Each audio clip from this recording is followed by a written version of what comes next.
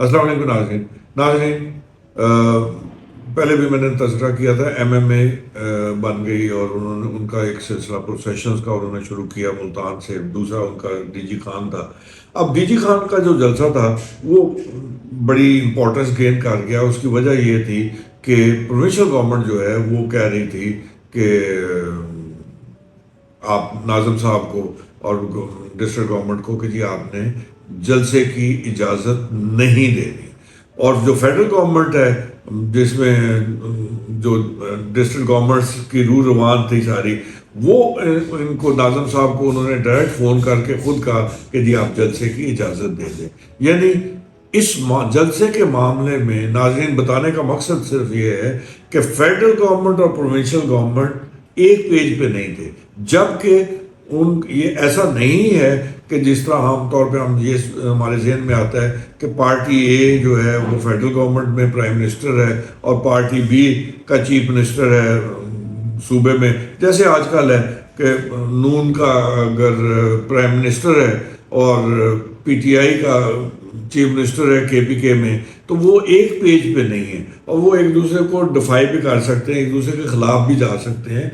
लेकिन वहाँ तो ये मामला नहीं था, बल्कि मामला कुछ इस तरह से था जैसे शहबाज शरीफ साहब प्राइम मिनिस्टर हैं और मरियम नवाज जो हैं वो चीफ मिनिस्टर हैं। तो ये तो एक पेज पे है ना। अब मरियम नवाज अगर ये कह रही हो कि जी आपने परमिशन नहीं देनी जलसे की, और शहबाज शरीफ साहब कह रहे हो कि जी आप जलसे की इजाज़त दे दें, तो ये बड़ी एक अजीब सी सूरत हाल बन जाती है। बहरहाल ये सिलसिला जब शुरू हुआ तो उन दिनों में मुझे एक केस के सिलसिले में इस्लामाबाद जाना था। मैं छुट्टी लेके इस्लामाबाद गया था। तो पीछे से जब ये डेवलपमेंट हुई तो DPO साहब को प्रेशराइज किया, RPO साहब और DIG साहब और जो DPO साहब थे, जब उनको ज़्यादा प्रेशर डाला प्रोविंशियल गवर्नमेंट ने, तो यहाँ तक कह दिया कि भाई अगर जलसे की इजाज़त मंसूख ना हुई और जलसा हुआ तो you pack up and report back to Lahore, OSD हो जाओगे। तो वो बेचारा अपनी नौकरी बचाने के चक्कर में उसने जो पॉलिटिकल एक्टिविस्ट थे जमात इस्लामी के और JUI के, उनको गिरफ्तार कर लिया। वो सिचुएशन और टेंस हो गई। अब नाज़िम साहब कहते हैं कि जी मैंने तो जलसे की इजाज़त दी है, मैं तो विड्रॉ नहीं करूँगा, और वो बीच में से निकल गए और किसी के भी रास्ते में नहीं आ रहे थे।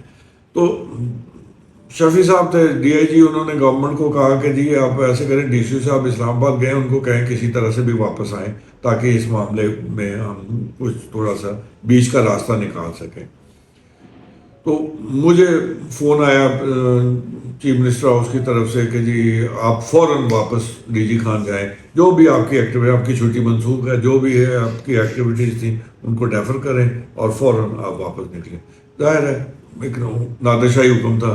मैं वहाँ से चला, रात 11 बजे मैं DG खान पहुँचा। मैं सीधा शफी साहब के पास गया, DIG साहब के पास। तो मैंने उनसे पूछा, मैंने कहा जी क्या इशू क्या है? उन्होंने सारा किस्सा बताया। मैंने कहा सर ये तो कोई इतनी बड़ी बात नहीं है, नाज़िम साहब राब्ते में नहीं आ रहे। मैंने नाज़िम साहब को कॉल की, उन्होंने फ़ोन नहीं उठाया। मुझे पता था वो लेट सोते हैं। मैंने कहा अच्छा ठीक है, आप फिक्र ना करें, सुबह तक हम मामला ठीक कर लेंगे। मैंने गाड़ी पकड़ी, चोटी चला गया। चोटी जाके तो उनके घर पे मैंने उनको कहा कि जी बताओ नाज़िम साहब को जी मैं आया हूँ। बहरहाल वो आए तो कहते कि अच्छा हुआ आप आ गए हैं, तो यहाँ तो बड़ा मामला गड़बड़ हो गया, ये हो गया। तो मैंने कहा कोई बात नहीं, मुझे उन्होंने पुलिस वालों ने भी बताया कि ये हुआ है, आप जो बता रहे हैं तो ये भी बड़ी अजीब बात है कि आपको फेडरल गवर्नमेंट ने कहा इजाज़त दे दो और प्रोविंशियल गवर्नमेंट कह रही है इजाज़त विड्रॉ कर लो। मैंने कहा चलो इसका भी बीच का रास्ता कोई निकालते हैं। मैंने कहा जी एक काम करते हैं, इस छुपने से, बैठने से, इसको अवॉइड करने से मसला नहीं हल होगा, इसका हल कर लेते हैं। वो जो ग्राउंड था जिसमें इन्होंने जलसा करना था, उसमें ग्राउंड में इन्होंने जो है ना पानी छिड़वा दिया, तो कि भाई वहाँ वो नहीं होगा। तो मैंने नेक्स्ट डे सुबह 9 बजे मीटिंग रखी नाज़िम साहब के ऑफिस में। नाज़िम साहब को कहा जी आपने आना है 9 बजे, हम इस मामले को हल कर लेंगे। DIG साहब को मैंने कहा मैं ज़रा थोड़ा सा बीच का की अप्रोच लूँगा, तो DPO साहब को भी थोड़ी सी सर्जश करूँगा, तो इनको बता देना कि रिएक्ट ना करें और ना माइंड करें।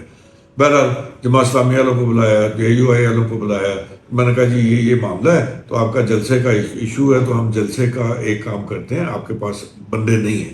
کہتے ہیں آپ کیسے کہہ سکتے ہیں؟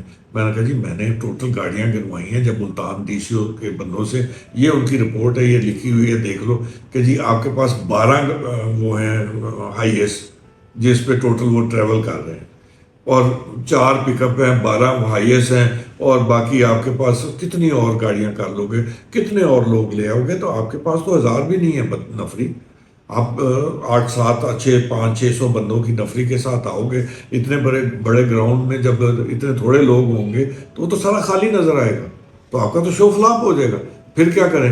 میں نے کہا آپ ایسے کرو ڈی جی خان بازار میں کر لو، جو لوگ آ رہے ہیں وہ بھی، جیسے میں نے کہا کالج کے زمانے میں ہم اس طرح کیا کرتے تھے، جلسہ نکال جلوس بنا کے کچھ آگے ہو جاتے کچھ پیچھے ہو جاتے، بیچ میں لوگوں کو مسافروں کو پھنسا لیتے، تو وہ جلسہ ہمارا تھوڑا سا لمبا ہو جاتا تھا۔ تو میں نے کہا آپ بھی یہ کر لو، تو جلسہ اپنا، آپ نے تو شو اپنا جو ہے نا کامیاب دکھانا ہے نا، ورنہ آپ کے جو سینئر لیڈرشپ ہے وہ آپ سے خوش تو نہیں ہوگی۔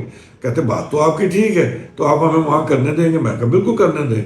تو ناظم صاحب کو کہا کہ جی یہ لوکیشن چینج کر دی، ڈی پی او کو کہا کہ جی آپ پروونشل گورنمنٹ کو کہہ دیں ہم نے وہ جلسہ گاہ پہ کی اجازت منسوخ کر دی ہے۔ جلسہ گاہ کی منسوخ گراؤنڈ کی تھی، وہ منسوخ ہو گئی، وہ دوسری جگہ پہ جلسہ ہم نے ٹرانسفر کرا دیا، وہ دونوں کے لیے ون ون سچویشن ہو گئی، وہ بھی بچ گئے وہ بھی بچ گئے، ان کا بھی جلسہ تھوڑا سا بڑا ہو گیا، بیچ میں لوگ بھی آ گئے۔ میں نے کہا جی میں آپ کو سپورٹ بھی دوں گا، آپ چاہیں گے تو اپنی مرضی کے بندے جو ہیں نا ہم ادھر سے بھی گھیر گھار کے میونسپیلٹی کے بھی وہاں پہ بٹھا دیں گے تاکہ آپ کو ذرا وہ تھوڑی سی وہ ہو جائے۔ ناظرین جب یہ ساری چیز ہوئی تو انہوں نے کہا کہ ہمارے تو انہوں نے بندے گرفتار کیے ہیں۔ میں نے یہ پوز کیا کہ جی ایز اے مجھے نہیں پتا تھا، میں نے ڈی پی او صاحب، میں کہا ڈی پی او صاحب آپ کو شرم نہیں آتی؟ یہ کوئی بات ہے؟ ایک ان کا آئینی حق ہے، وہ جلسہ کرنا چاہتے ہیں، آپ ان کو گرفتار کر رہے ہیں، آپ کو کس نے اس چیز کی اجازت دی؟ میں نے کہا سر ٹھیک ہے، آپ میں معذرت چاہتا ہوں ڈی پی او صاحب کی جگہ پہ، ان کو میں نے بولنے کا موقع ہی نہیں دیا، ہم ان کو ابھی چھوڑ دیتے ہیں اور آپ بتائیں اور کیا کرنا ہے۔ انہوں نے کہا جی ہمیں یہ فیسلٹیز دے دیں۔ میں نے کہا جی بالکل دے دیتے ہیں۔ وہ اس طرح سے معاملہ ایمیکیبلی سیٹل ہوا، ڈی اے جی صاحب بھی بڑے خوش، ناظم صاحب بھی خوش، ڈی پی او صاحب نے بھی کہا شکر ہے الحمدللہ میری نوکری بچی نہیں تو میں تو بستر باندھ رہا تھا۔ تو ناظرین جب یہ سلسلہ ختم ہوا تو میں اپنے آفس گیا، تو اس کے بعد وہ دوسرا سلسلہ شروع ہو گیا جس کا میں نے پہلے تذکرہ کیا تھا جی لیاقت بلوچ، اور ان کو جو ہے نا آپ نے جو پلین آئے گا اور اس میں اسلام آباد بھیجنا ہے۔ عجیب تماشا ہوتا ہے تماشا شب و روز میرے آگے والی بات ہے ناظرین۔ یہاں پہ سرفس پہ کچھ اور نظر آ رہا ہوتا ہے، انڈر کرنٹس کچھ اور ہوتے ہیں۔ اسلام آباد جو ہے وہ ایم ایم اے کے ساتھ ہینڈ اینڈ گلو تھا، صوبائی حکومت بالکل لا علم تھی، بالکل نہیں ان کو پتا تھا کہ اندرون کاتے کیا ہو رہا ہے۔ تو اس طرح کے معاملات بھی ہوتے ہیں۔ کیوں ہوتے ہیں؟ آپ سمجھدار ہیں، غور کیجئے اور اپنی راہ سے مستفید کیجئے۔ شکریہ۔